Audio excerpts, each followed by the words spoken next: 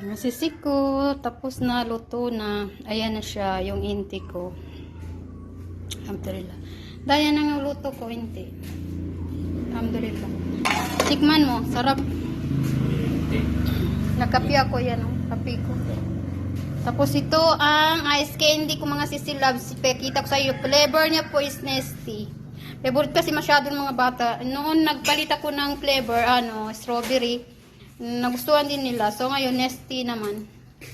Para siyang thank you. Wow, may hadiah, may pasalubong si Mr. Kagagaling niya. Saan kagaling da?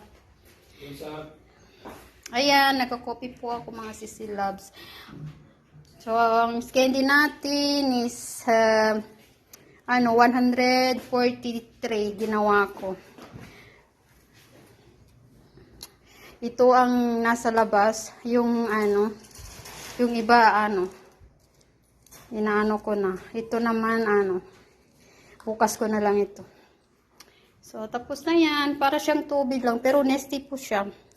Alam niyo nung ginawa ko dito, nilagyan ko ng lemon para para masarap siya. Lemon at saka nesty. Ayan, mga sisi loves. Thank you for watching. Bukas gagawa pala ako ng dadal. Ay, minute. Yan ang gagawin ko bukas, inshallah. Thank you. Alhamdulillah.